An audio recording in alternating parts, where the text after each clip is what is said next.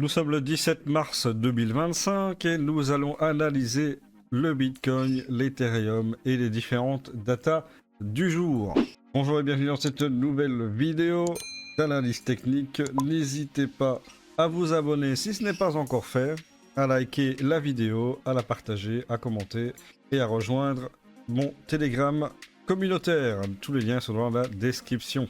Alors, nous sommes lundi, donc on va dézoomer en vue semaine pour regarder où est-ce qu'on en est concrètement. Alors, on peut voir plusieurs choses en vue semaine. La première chose qu'on voit, c'est qu'il a parfaitement fait le pullback. Donc après l'épaule, tête, épaule inversée, il a break, pullback. Il a parfaitement fait le pullback et on le voit ici. Je n'ai absolument pas bougé ma neckline ici, je l'ai absolument pas bougé. Et regardez ici, eh bien il a parfaitement été dessus pour commencer à rebondir dessus. En plus, c'est le bas du canal et les 0,5 de Fibonacci. Ok, donc ça suggère qu'on aurait potentiellement ici un bottom. Ça, c'est une chose. J'ai vu qu'il y avait pas mal de gens qui ne comprenaient pas pourquoi il y avait cette baisse-là. Tout le monde mettait ça sur le compte de Trump, etc. Ça peut jouer effectivement au niveau du sentiment du marché, au sentiment des investisseurs. Mais il y a quand même une logique chartiste à ça. Et en fait, la logique, elle est très simple. C'est qu'ici, nous avions ici, tac, tac, une divergence baissière, tout simplement, comme on peut le voir ici. Donc, nous avons le wave trend, et également pour les Shimoku Oscillator. Et le RSI, on voit que ça baissait, alors que le prix, lui, il montait.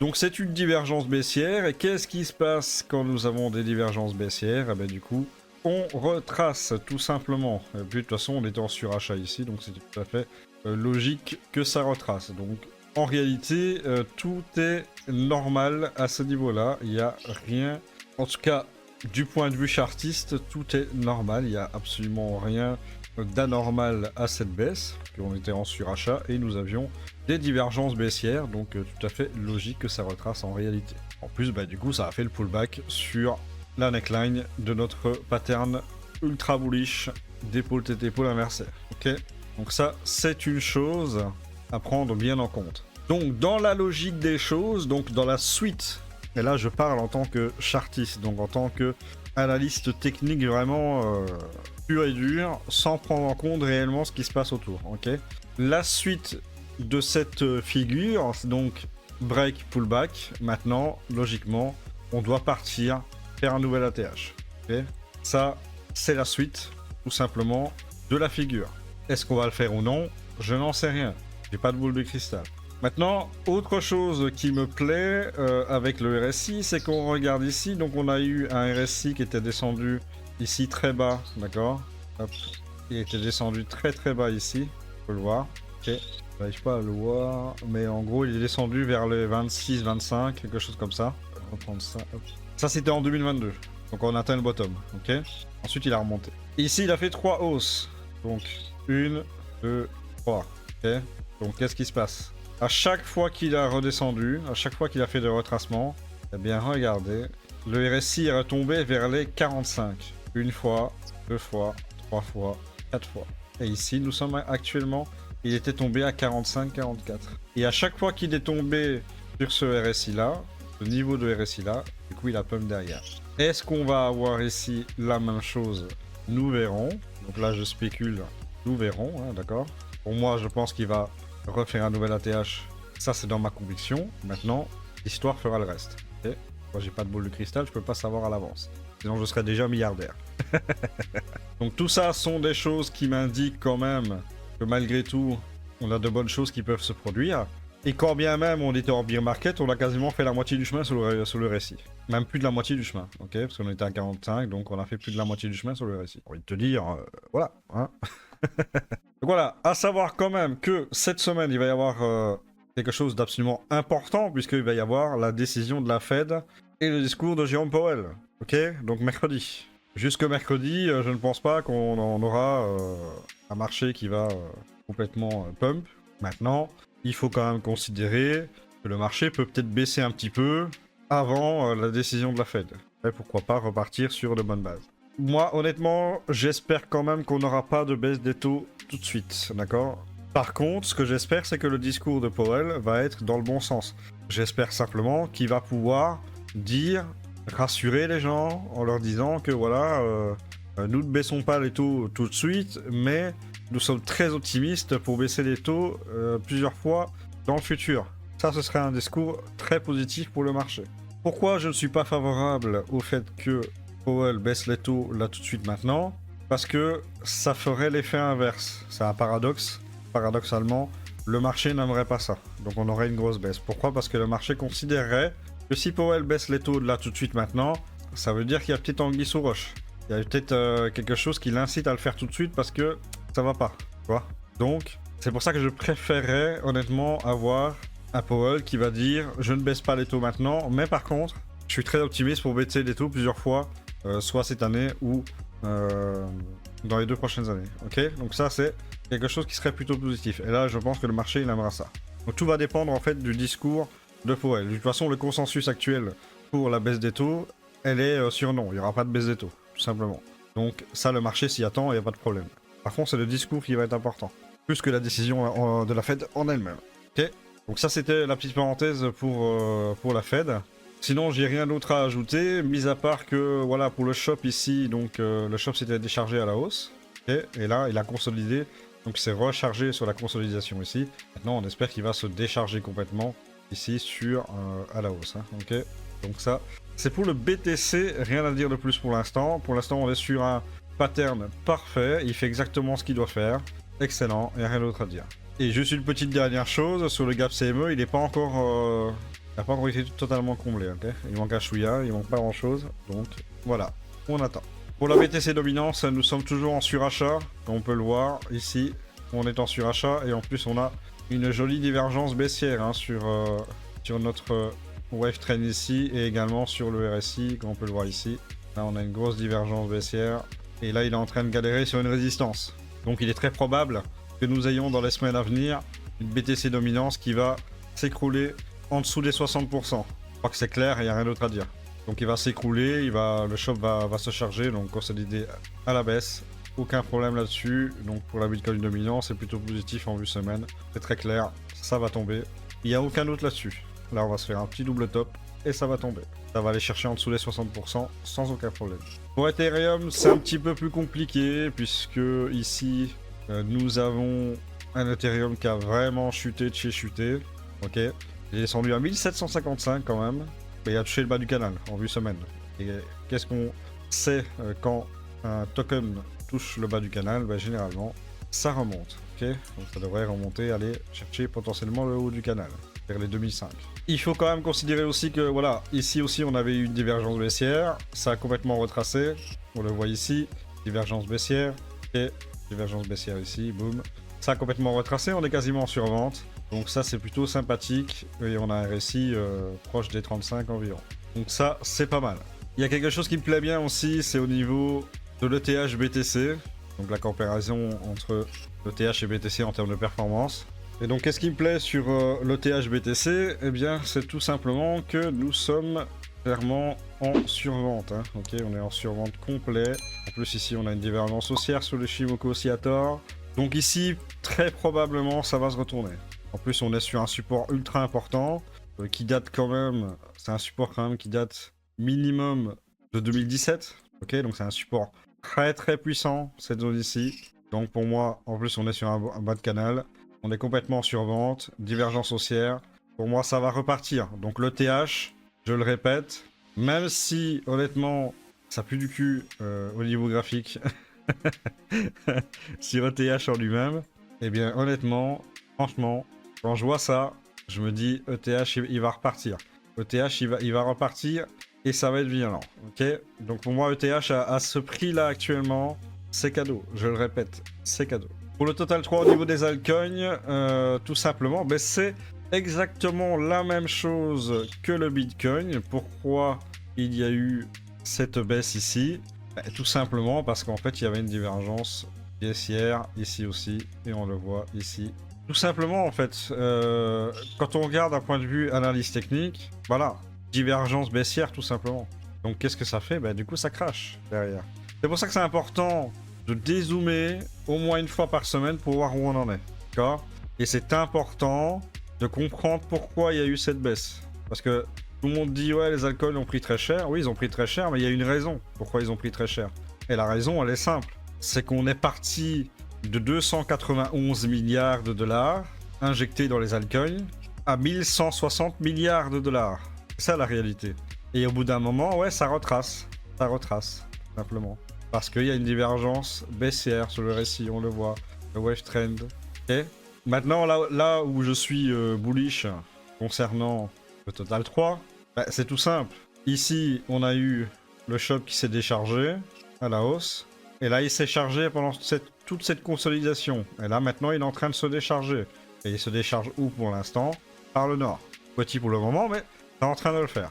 Donc, je me dis que s'il décharge complètement le shop à la hausse, ben, il y aura une confluence avec le fait que le BTC maintenant doit partir. Que la Bitcoin dominance va baisser. Donc tout ça a une confluence intéressante pour dire, ok, ça peut décharger à la hausse. Il y a plus de probabilité que ça décharge à la hausse qu'à la baisse. Je dis pas que maintenant on va arrêter d'avoir des baisses. C'est pas ça. Je dis simplement que la probabilité à long terme, parce que faut quand même pas oublier que c'est une bougie semaine. C'est pas une bougie qui se fait en 5 minutes, ok? Donc il peut se passer beaucoup de choses en une semaine. Comme on a vu, une grosse variation de prix ici. Ok, donc il peut se passer beaucoup de choses. Mais il y a plus de probabilité de partir au nord maintenant que de partir au sud.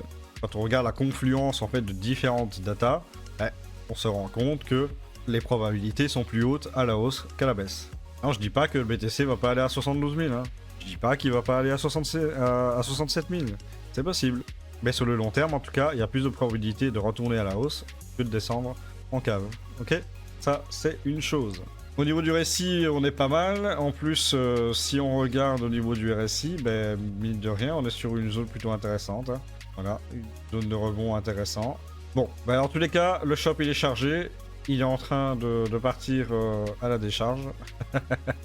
Donc du coup, ben, espérons qu'il va décharger à la hausse. En tout cas, c'est ce que je pense. Pour le Failing Index, nous sommes à 32. Donc on a gagné 2 points par rapport à hier.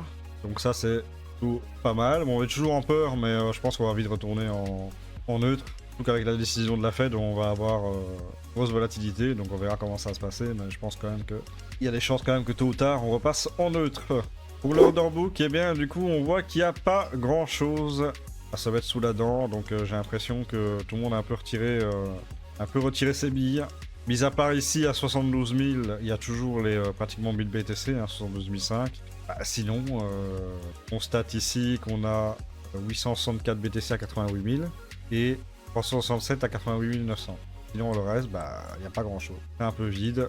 On peut réduire la sensibilité si on veut. Je crois qu'on a 85 187, mais c'est pas non plus des trucs de ouf. Okay. Donc, tout le monde attend. Maintenant, dans cette zone ici, il y a quand même beaucoup de BTC. Même si, voilà, c'est des 211, 100 et quelques, 279, 172. Voilà, il y a quand même beaucoup de BTC ici. Donc il est quand même vraiment, mais vraiment peu probable qu'on aille chercher des plus bas que 72 000. Hein, okay. Donc après, on repartira, je pense, faire des nouveaux ATH, j'en suis convaincu. Pour le calendrier économique, on va voir un petit peu cette semaine qu'est-ce qu'on va avoir. Et évidemment, comme je vous l'ai dit, le plus important, ce sera mercredi, avec la décision de la Fed et le discours de Powell. Donc aujourd'hui, nous avons à 13h30 l'indice Empire State de la Fed de New York, donc à 13h30 d'Amérique. À 13h30 aussi, on a les ventes de détail et les stocks des entreprises à 15h. Donc pas énormément de statistiques aujourd'hui. Demain, nous avons l'indice des prix pour l'Angleterre, ça peut être important. La balance commerciale européenne à 11h, l'indice ZEW à 11h allemand. À 13h30, on a la mise en chantier, les permis de construire et le prix à l'importation américaine. Et à 14h45, on a la production industrielle. Donc, mis à part l'indice des prix pour l'Angleterre, il n'y a pas énormément de choses ultra importantes non plus demain. Mercredi, évidemment, nous avons à 11h le prix à la consommation, donc ça va être important pour l'Europe. Mais ce qui va décider vraiment la tournure du marché, c'est la décision de la Fed à 19h et le discours de Jérôme Powell qui va s'en suivre. Okay, et on a les stocks de pétrole aussi à 15h30. Donc mercredi, c'est la journée la plus importante et c'est la journée qui va décider dans quelle direction le marché va aller. Maintenant, moi, je pense qu'on va avoir une très bonne direction. Je pense qu'on va avoir un Paul qui va se vouloir rassurant. Pourquoi? Parce que je ne vois pas dire trop de négativité, parce que on a le S&P 500 qui est globalement sur un pattern baissier pour le moment. Donc si ils veulent que ça se stabilise, il faudrait être rassurant. Il m'indique. En plus, on a la confluence avec tous les indicateurs et les datas qui nous dit que ça va repartir. Voilà, allons-y. Jeudi, on a la décision de la Banque d'Angleterre. Donc ça aussi, ça va être important. Puis à 13h30, on va avoir l'indice de la Fed de Philadelphie, l'inscription aux allocations de chômage américain. À 15h, l'indicateur avancé de Conference Board et les ventes de logements anciens pour l'Amérique également. Donc, mis à part la décision de la Banque d'Angleterre, il n'y aura pas grand-chose d'intéressant, si ce n'est les inscriptions aux allocations chômage, que je trouve plutôt important. Nous concernant. Et vendredi, il n'y a strictement rien, hein. Voilà, mis à part l'enquête de conjoncture dans l'industrie française, mais ça, on s'en bat les steaks un petit peu, donc du coup, journée la plus importante, mercredi. Pour la Gold Season Index, nous sommes à 27 actuellement, donc on se ressort légèrement hein, de la Bitcoin Season, mais on va revenir, je pense, dessus. Et pour le top 50 performance, nous avons toujours l'OM, ainsi que le GT, TKX, FTN, TGB et WBT qui ont surperformé le BTC. On a le BTC qui se sous-performe de lui-même de 24%. Et on a toujours ça qui est en négatif. J'ai hâte de voir beaucoup plus de vert, hein, très clairement. Au niveau des liquidations, on a 266 millions ces dernières 24 heures. C'est toujours les longues qui prennent pour l'instant, malheureusement. Et on a les shorts à 89 millions. Les longues à 176 millions. Petit point rapide quand même sur Truflation, sur l'inflation index US. On est quand même ici, on était à 1,30, 1,40. Malheureusement là c'est en train de remonter. Donc attention à surveiller, il ne faut pas que ça remonte à 2%. Il faut que ça reste en dessous de 2%. Donc ça reste en dessous de 2%, c'est bon. Maintenant ce serait bien d'avoir une baisse derrière, comme ça pour les stats du mois d'avril on va être bien. Okay. Petit tour des altcoins qui pourraient potentiellement être intéressants. Donc on commence par Rats. Pourquoi Rats? Tout simplement parce que ici il a eu une très belle réaction haussière ici. Ok. Bas du canal. Il a été chercher le haut du canal, il a pris 160%. Excellent. Donc ici plutôt intéressante. Là on a eu 3 semaines de hausse sur Rats, alors que le marché lui il se cassait la gueule. Et là on a eu 2 semaines de baisse. Okay. Et là pourquoi c'est intéressant? Tout simplement parce qu'ici il pourrait faire un joli double bottom. Donc tant qu'il ne casse pas la structure ici, eh bien ça peut former un double bottom et repartir. Donc gratte, plutôt intéressant. Pour commencer à accumuler, ce serait plutôt pas mal. Donc il a bien baissé et il est en plus bas historique. Hein, donc vraiment intéressant. Jasmine est plutôt intéressant aussi. Pourquoi? Parce que ici on a atteint le bas du canal. On est légèrement en dessous. Donc clairement on peut commencer à remonter par la suite. Donc Jamy, très intéressant. Ça peut être une zone ici très intéressante pour accumuler. Ok. Donc Jasmine plutôt. Jasmine intéressant ici. Attention quand même que si jamais ça devait retracer, ça peut facilement retourner aller chercher le support ici parce qu'il n'y a plus rien. Et là il n'y a plus rien. Donc c'est un peu plus risqué. Mais si ça devait redescendre, il faudrait attendre les 7300 ou 7400. Ok, donc cette zone ici est un support intéressant. Si jamais ça devait continuer la baisse. Sinon ici, on peut taper une première cartouche, une deuxième cartouche, une troisième cartouche si nécessaire. Okay. Après vous aurez un prix bien lissé pour quand ça repart. Vous êtes bien. Gala, c'est magnifique. Pourquoi? Parce que c'est reparti ici à la baisse et ça a rejoint quasiment le support. Ici, notre rectangle et on va dessiner notre support ici. Cette zone ici, c'est un support. Qu'est-ce qu'on voit ici? Le Gala, il a été chercher les 1300 et quelques. Et là, il est en train de remonter. Donc, accumuler du Gala à ce niveau-là, c'est plutôt une bonne initiative. Ok. CKB. Alors CKB, prix excellent, pourquoi? Parce que regardez, ici vous avez un support très intéressant, hop, voilà. Donc là on a eu une résistance hein, pendant plusieurs mois, même plusieurs années, ok, grosse résistance. Il a fini par le passer et après, boum, il a retracé dessus, pullback dessus. Voilà, donc là il fait un pullback dessus. Il a creusé un petit peu, mais là il est en train de remonter. Il est en train de remonter sur le support. Donc très intéressant aussi pour CKB. Je pense que CKB là, à ce prix là actuel, c'est excellent. Si jamais vous voulez être prudent, première cartouche ici. Ensuite, vous mettez une deuxième cartouche vers les 3900 et troisième cartouche vers les 3100. Voilà, si vous faites en 3 cartouches, faites comme ça. Attention qu'ici, ça peut repartir à to the moon après, ok. A8, j'en avais parlé sur mon Telegram, je vous avais dit que ce token ferait partie des tokens intéressants. Pourquoi? Eh bien, regardez, je vous avais dit que si jamais ça allait chercher le bas du canal, et c'est toujours intéressant de regarder ça en vue semaine.